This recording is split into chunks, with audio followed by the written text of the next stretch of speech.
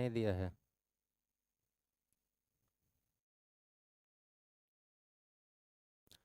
इन correction दिया है, question note कीजिए और निपटाइए।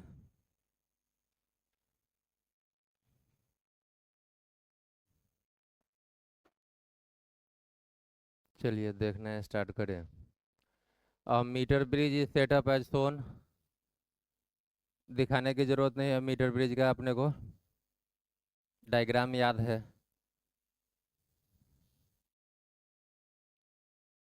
यही है आपका मीटर ब्रिज, यह आर और यह एस। एस स्टैंडर्ड रहता है जिसका वैल्यू, आर को अननोन बोलते हैं, यह एल बोले थे, और यह इक्वेशन आया था R by S equals to L by 100 - L. Using a standard 10 ohm resistor, S का वैल्यू कितना, 10 ओम स्टैंडर्ड 10 दे दिया है। The galvanometer shows null point when tapping key is at 52 centimetre mark. जिस मार्क पे null point मिलता है उस लेंथ को किस सिंबल से डिनोट करते हैं, एल से। तो एल कितना आ गया 52, एस का वैल्यू दे दिया और एल का वैल्यू, तो 100 - एल भी आपको मिल गया।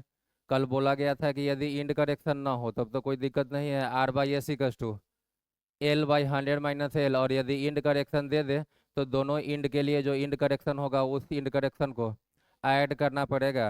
इक्वेशन यूज कीजिए, R by S equals to L by 100 - L.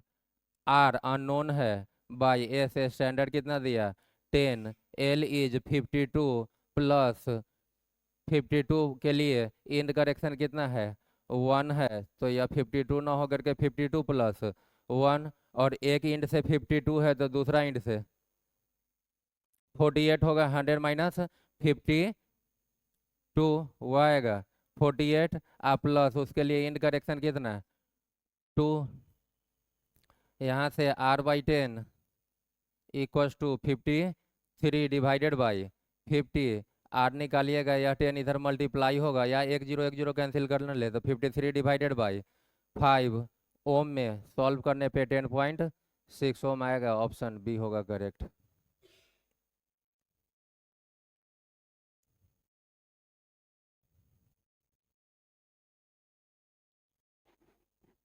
null point for a meter bridge is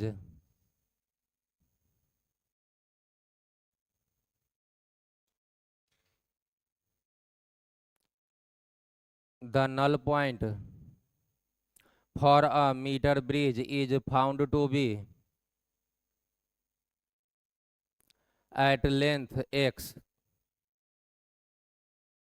found to be at length X. X को सिंगल इन्वर्टेड कमा में डालेंगे, कमा दे करके what will B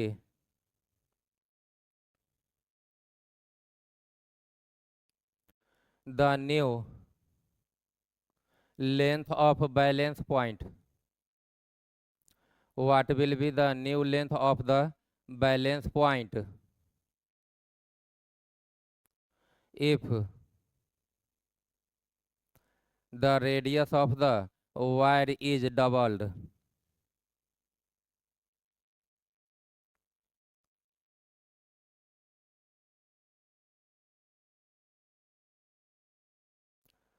watt will be को काट दीजिए, जहां लिखे हैं वाट विल बी उसको काट दीजिए, और तब आपका टर्म रहेगा बी को भी काट दीजिए, वाट विल और बी तीनों को काटिए।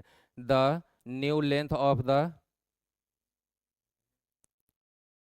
Balance point if the radius of the wire is doubled is. Option लिखिए, ए में एक्स, बी में 2x, सी में x/2, डी में x/4। x 2x x/2 x/4, निपटाइए।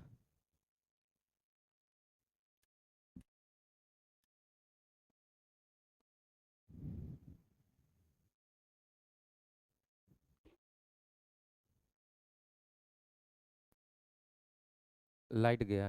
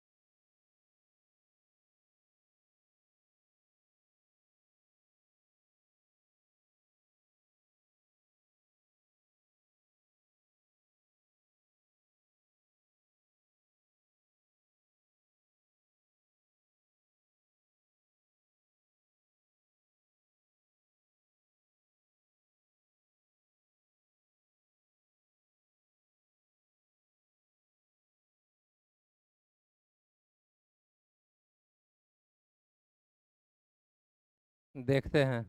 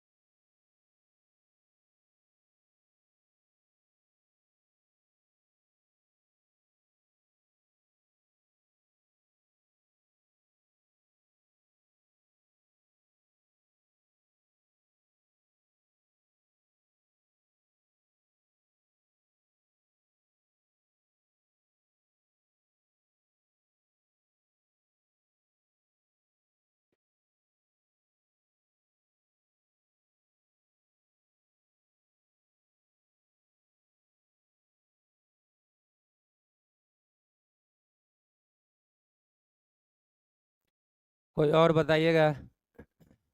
x/2।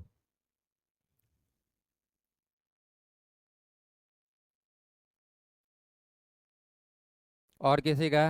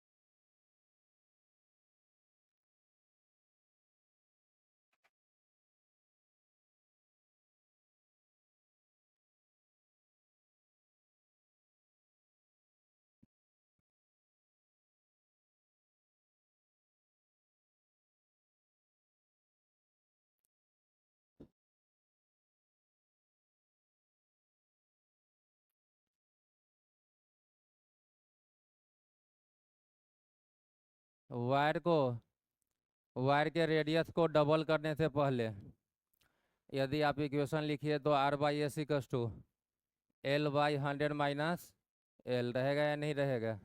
यह आपका मीटर ब्रिज का वायर है 100 सेंटीमीटर लेंथ का कि नहीं। और यहाँ पर कहीं टाइपिंग की था, इस लेंथ को एल बोले तो बगल वाला 100 - L सेंटीमीटर, ऐसा ही ना। अब मान लीजिए इस वायर के रेडियस को डबल कर दिए, तो रेडियस का डबल होना इफेक्ट कहाँ डालेगा? किस पे?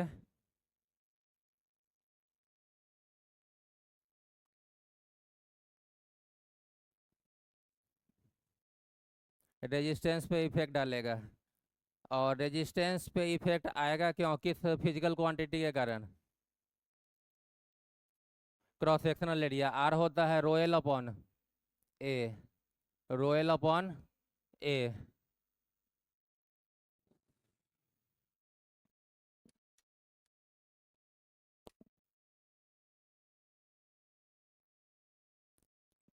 तो रेडियस को डबल करते ही एरिया यदि देखिए, एरिया होता है सर्कुलर क्रॉस सेक्शन लेते हुए कितना, πr²। तो इसको यदि डबल करे तो यह 4 टाइम्स हो जाएगा। आर के बदले यदि 2r डाले तो 4r², 4 आगे ले लेंगे तो 4 into πr²। πr² is initial area, तो फाइनल एरिया क्या हो जाएगा इनिशियल का? 4 टाइम्स हो जाएगा, नहीं हो जाएगा क्या? यदि 4 टाइम्स है तो रेजिस्टेंस क्या होगा? 1/4 हो जाएगा, इनवर्सली है तो यह यदि 4 गुना तो यह कितना? 1/4। तो 1/4 केवल यही होगा कि बगल वाला भी 1/4 होगा, क्योंकि यह डबल है तो यह भी, तो रेशियो वापस से वही रहेगा कि चेंज हो जाएगा? वापस से क्या रहेगा? यदि यह लेंथ, इस लेंथ का रेजिस्टेंस 1/4 हो गया, कितना हो गया? 1/4। तो यदि यूनिट सेंटीमीटर का रेजिस्टेंस 5 है तो L सेंटीमीटर का L5। तो यदि पहले L5 था, अब 1/4 होने के बाद क्या हो जाएगा? L5/4 हो जाएगा रेजिस्टेंस, कि नहीं हो जाएगा? तो बगल वाला पहले 100 - L था तो रेजिस्टेंस कितना? 100 - L इंटू 5, यह भी क्या हो जाएगा? 1/4। तो बाई 4 का टर्म फिर से कैंसिल हो जाएगा, वापस से R/S=L/, 100 - L, तो L का जो वैल्यू पहले था x अभी भी वही रहेगा कि चेंज हो जाएगा? इसका मतलब वायर के रेडियस को कुछ भी कर लीजिए, 2 टाइम्स, हाफ, ट्रिपल, उससे बैलेंस पॉइंट के लेंथ को लेना देना, क्योंकि पूरा यूनिफॉर्म वायर है तो जो इफेक्ट यहाँ सेम इफेक्ट इधर रहेगा और रेशियो में वह इफेक्ट क्या हो जाएगा? कैंसिल हो जाएगा। तो आप टिक कर ले सकते हैं ऑप्शन नंबर ए। आगे हम लोग अब देखते हैं कि यदि अपने पास दो रेजिस्टेंस हो R1 और R2 सीरीज में कनेक्टेड, किस में कनेक्टेड? सीरीज में, तो उसमें डिस्ट्रीब्यूशन किसका होगा? वोल्टेज का। तो फर्स्ट रेजिस्टर R1 के वोल्टेज को V1 बोले, सेकेंड रेजिस्टर R2 के वोल्टेज को V2, और बैटरी का नेट वोल्टेज कितना? V है। तो V के टर्म में और R1 और R2 के टर्म में V1 का वैल्यू निकालेंगे और R2 के अक्रॉस वोल्टेज V2 का वैल्यू निकालेंगे। इसको हम लोग बोलेंगे distribution of voltage between two resistors in series combination. Heading दीजिएगा डिस्ट्रीब्यूशन ऑफ वोल्टेज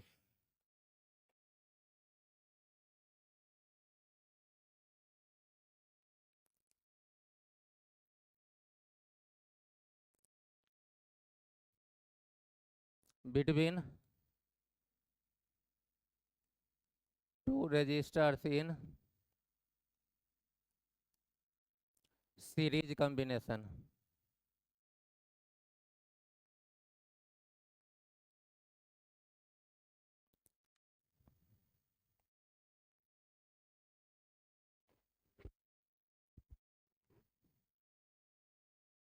कितना रेजिस्टेंस ले ले?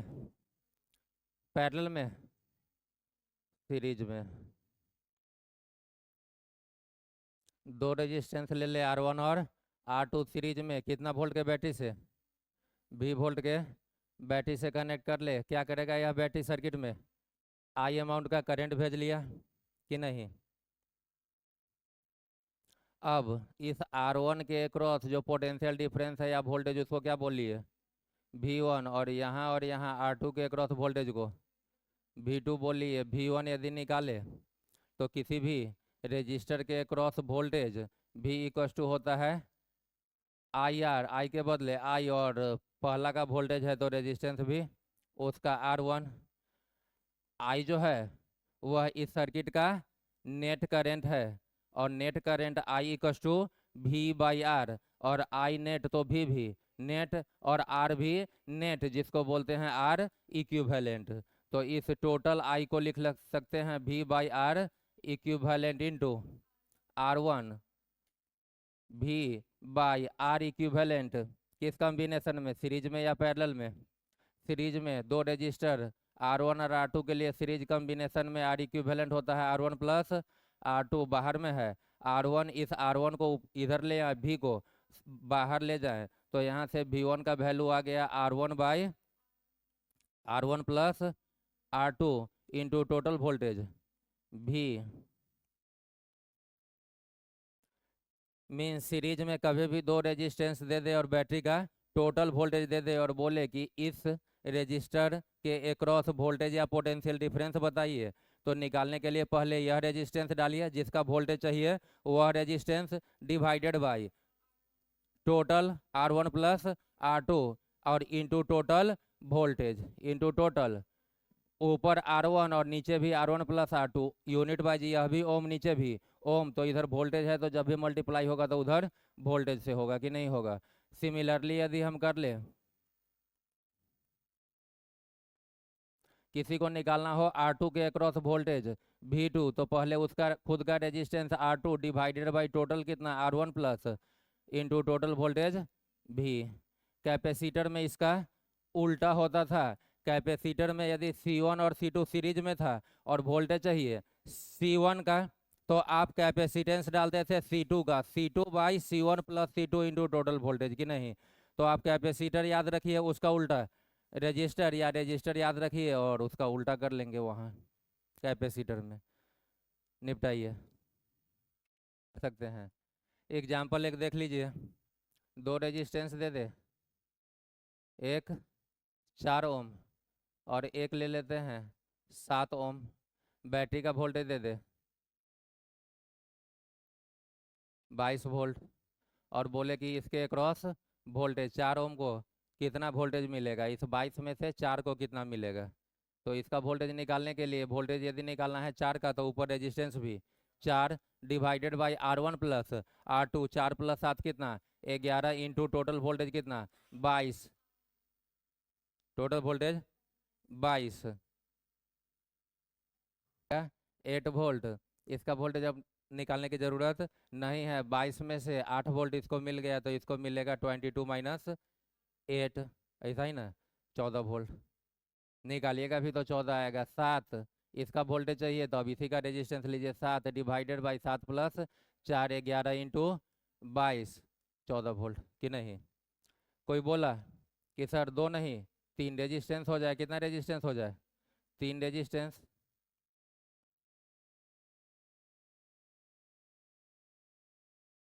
12 वोल्ट ले लेते हैं, 1 ओम 2 ओम और 3 ओम।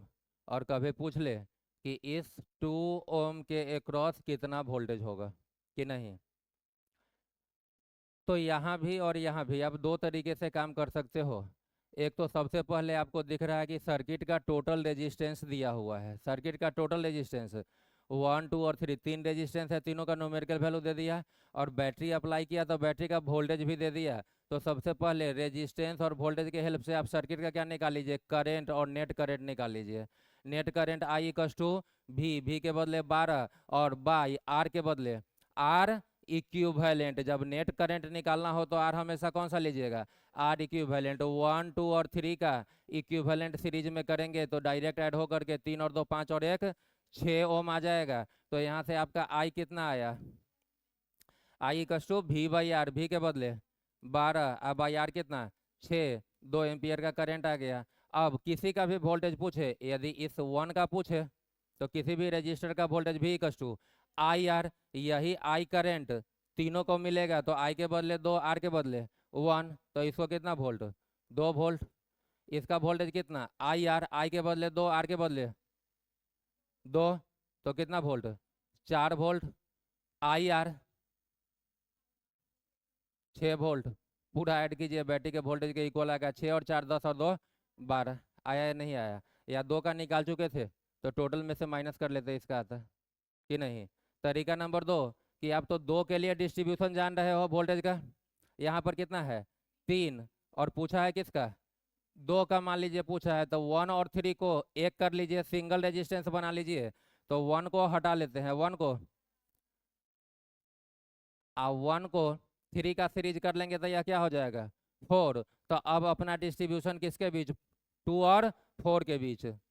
तो 2 वाला का यदि वोल्टेज चाहिए तो रेजिस्टेंस पहले किसका 2 का डिवाइडेड बाई टोटल 4 और 2 6 इंटू टोटल वोल्टेज 12, वोल्टेज निकालना है तो यूनिट होगा वोल्ट, 2 इंटू 2 4 वोल्ट, समझे क्या।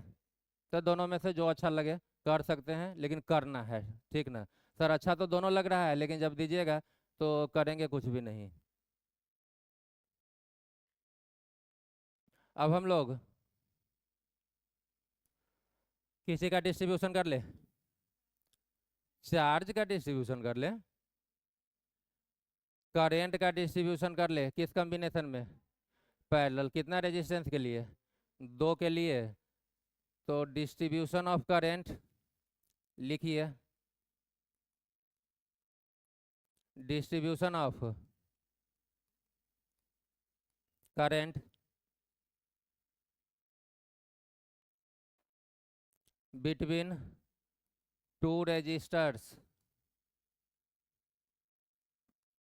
इन पैरेलल कॉम्बिनेशन। सीरीज में करंट का डिस्ट्रीब्यूशन नहीं होगा, सबका करंट क्या रहता है? सेम होता है। डिस्ट्रीब्यूट होता है करंट पैरेलल में, कि नहीं होता है? 2 रजिस्टर ले ले, एक का नाम ले ले R1 और दूसरे का R2। किसे कनेक्ट कर ले? V वोल्ट के बैटरी से। बैटरी क्या करेगा सर्किट में? I अमाउंट का करंट भेजा, यहाँ पे जा करके कितना पार्ट में करंट? 2 पार्ट में। ऊपर वाला को क्या दे दीजिए? I1 और इधर वाला को क्या दे दीजिए? I2। पहला का करंट यदि हम लोग I1 निकाले तो किसी भी रेजिस्टर का current I equals to V by R, V equals to I R, वहाँ से I equals to V by R. यदि बैटरी का वोल्टेज V है तो R1 और R2 पैरेलल में है, तो R1 का वोल्टेज V और R2 का भी वोल्टेज V। यह V है तो यह पूरा V पे रहेगा, तो यह इंड V पे निगेटिव के पोटेंशियल को 0 मानिए, तो यह पूरा 0 पे। तो इधर V और इधर 0, पोटेंशियल डिफरेंस कितना? V। और इसके अक्रॉस भी वही हाल, पोटेंशियल डिफरेंस कितना? V। तो I equals to V by R, V के बदले तो V ही, लेकिन करंट पहला का है तो R, पहला का कितना? R1। V तो R1 का भी वोल्टेज है और बैटरी का नेट वोल्टेज भी है, और किसी भी सर्किट का net voltage V equals to I R, और V equals to I R use करेंगे, और V यदि नेट है तो I भी नेट होगा और R भी नेट होगा, मतलब इक्विवेलेंट होगा कि नहीं होगा? तो इस V को लिख लेते हैं I into R equivalent divided by R1। I को उधर रख लेते हैं, पहले R इक्विवेलेंट डाले। जब भी 2 रेजिस्टर R1 और R2 पैरेलल में है तो उसका इक्विवेलेंट हमेशा आता है R1 R2 divided by R1 plus R2। तो R1 R2 divided by R1 plus R2। बाहर में क्या क्या रहेगा? I by R1, I by यह वैल्यू तो ब्रैकेट का किसके बदले डाले? R इक्विवेलेंट के। क्या बचा ऊपर में? I और नीचे में R1। एक R1 और एक R1 कैंसिल, यहाँ से I1 का फॉर्मूला आ गया R2 divided by R1 plus R2 into total current I। इसका मतलब हुआ कि यहाँ पर जिस रेजिस्टेंस का भी पैरेलल में करंट चाहिए, रेजिस्टेंस उसका नहीं, दूसरे वाले का डिवाइडेड बाई टोटल। टोटल हमेशा ऐड करके निकालेंगे, और करंट निकालना है तो मल्टीप्लाई किससे करेंगे? टोटल करंट से। सिमिलरली करके क्या निकाल ले? सिमिलरली किसी को निकालना हो I2, तो I2 मतलब R2 का करंट। तो पैरेलल में जिसका करंट चाहिए पहले रेजिस्टेंस उसका नहीं, दूसरे वाले का। तो यहाँ R2 के लिए दूसरा कौन रहेगा? R1 divided by R1 plus R2 into total current I। निपटाइए। इस पे भी बेस्ट क्या करें, एक एग्जाम्पल देख लेते हैं। मान लेते हैं अपने पास 2 रेजिस्टेंस है, एक है 1 ओम और दूसरा है 3 ओम। ले ले 3 ओम, दोनों को बैटरी से कनेक्ट किए। बैटरी का वोल्टेज कितना ले ले? 12 वोल्ट ले ले। और आपसे पूछ ले कि इस 1 वाले को कितना करंट मिलेगा, तो फॉर्मूला से यदि जाइएगा तो यदि करंट चाहिए 1 का तो रेजिस्टेंस, दूसरे का मतलब 3 divided by R1 plus R2। 1 plus 3 कितना? 4 इंटू टोटल वोल्टेज। अरे यार, टोटल करेंट, टोटल करेंट। रुकिएगा, यह तो गड़बड़ हो गया। तो पहले क्या निकालना पड़ जाएगा? Total current. क्या निकालना पड़ जाएगा? Total current. 1 और 3 का पहले क्या कर लीजिए?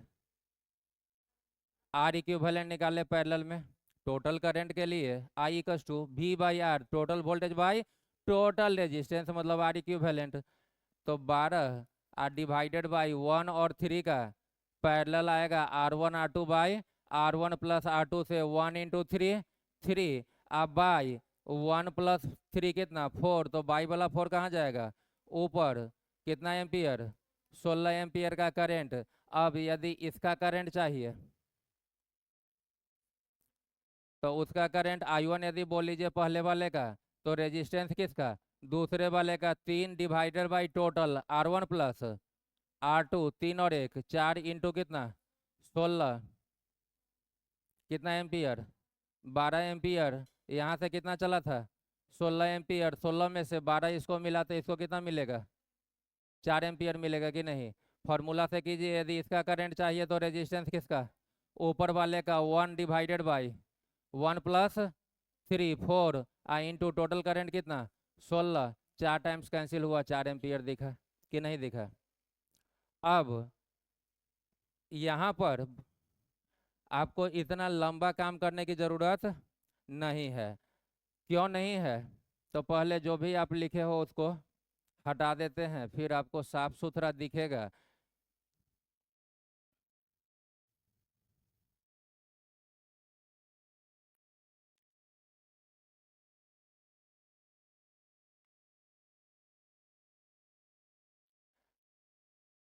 पैरेलल में जब भी 2 रेजिस्टेंस या 3 दे दे या 4 दे दे, और निकालना क्या रहेगा किसी एक रजिस्टर के का करंट, किसी एक रजिस्टर का करंट। तो करंट यदि फर्स्ट का चाहिए I1, क्या चाहिए I1, तो I का क्या formula I equal to V by R, और V अब बाई करंट यदि इसका तो R भी उसी का, यदि इसको हम क्या मान ले R1, क्या मान ले R1, तो V by R1, V is battery का वोल्टेज 12, तो इसके अक्रॉस वोल्टेज भी क्या है 12, अब बाई R1 कितना 1, करंट किस में एम्पियर में, तो इसको कितना मिला 12 एम्पियर कि नहीं मिला। अब यदि इसका करंट चाहिए तो किसी भी रजिस्टर का current I equal to V by R, भी इसके अक्रॉस भी कितना 12 ही, R कितना 3, 12/3 कितना 4, अभी निकाले थे ना भाई। तो यह 4 एम्पियर और ऊपर 12 एम्पियर, इसका मतलब बैटरी नेट करंट क्या भेजा होगा 16 एम्पियर भेजा होगा कि नहीं भेजा होगा। बात समझ में आई क्या। फिर भी फॉर्मूला के टर्म में इसलिए याद रखना है क्योंकि कई बार ऐसा होगा कि 2 रजिस्टर R1 और R2 दे देगा और बोलेगा कि नेट करंट कितना पास कर रहा है I, नेट करंट क्या पास कर रहा है I, तो पहला का करंट I1 और कमा दे करके दूसरे का करंट I2 ऑप्शन वाइज दे देगा, सब में वैल्यू अलग अलग। तो उस समय यदि रेडीमेड पहले से याद है तो आप कैलकुलेशन के टाइम से बच जाएंगे कि नहीं बच जाएंगे, इसलिए इस फॉर्म में भी याद रख लेना चाहिए। और कई बार ऐसा भी होता है, जैसे यहाँ नेट वोल्टेज दे दिया है, क्या कर दिया है नेट वोल्टेज दे दिया है, आपको क्या करेगा पैरेलल में 2 रेजिस्टेंस दे दिया 3 ओम और 6 ओम, 3 ओम और 6 ओम, इधर एक रेजिस्टर लगाया और यहाँ पर एक एमीटर डाल देगा, यह रेजिस्टर समथिंग 5 ओम, और बोल देगा कि यहाँ एमीटर का रीडिंग है 5 एम्पियर, एमीटर का रीडिंग है 5 एम्पियर, तो पॉइंट ए और पॉइंट बी के बीच का वोल्टेज बताइए, पॉइंट ए और पॉइंट बी के बीच का। तो अब मान लीजिए 5 एम्पियर यदि एमीटर रीड कर रहा है तो यह 5 एम्पियर नहीं, 5 क्या होगा ओम होगा, रेजिस्टेंस है तो 5 ओम को भी कितना मिला होगा 5 एम्पियर होता हुआ आगे बढ़ा होगा कि नहीं, या एमीटर आगे भी लगा ले और बोले कि रीडिंग कितना है 5 एम्पियर, तो एमीटर को 5 फिर 5 को भी 5, और यह 5 आगे जाके कितना पार्ट में 2 पार्ट में। आपसे इसका करंट पूछ सकता है, इसका करंट पूछ सकता है, या फिर इसका वोल्टेज पूछ सकता है और नीचे का भी वोल्टेज। तो किसी भी रजिस्टर के अक्रॉस वोल्टेज भी इक्वल टू IR, तो जब तक इसका I नहीं पता चलेगा तब तक R3 से मल्टीप्लाई करके वोल्टेज निकाल सकते हैं क्या। तो इसके लिए आपको अब 5 एम्पियर को क्या करना होगा पैरेलल में 5 एम्पियर, यही है बेचारा जो यहाँ से आप क्या बोलते थे I, इसको दो R1 और R2 के पैरेलल में क्या करना है, ब्रेक करना है। अभी कहीं वोल्टेज दिया क्या, यहाँ पर नेट करंट ही दे दिया।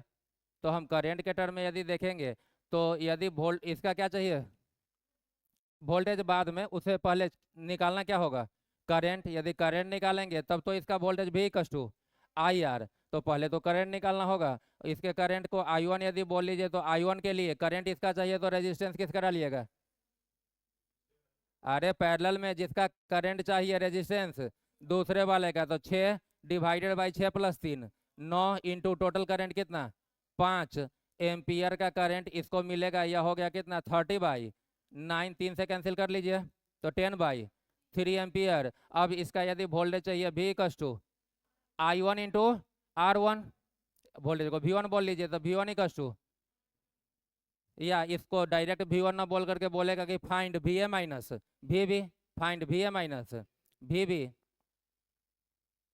तो I1 कितना 10/3 और R1 कितना 3, इसको 10 वोल्ट मिलेगा। कितना वोल्ट मिलेगा 10 वोल्ट, ठीक है क्या।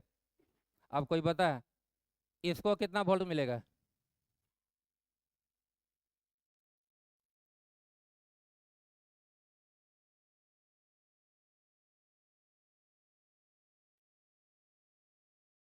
उसको भी 10 वोल्ट मिलेगा।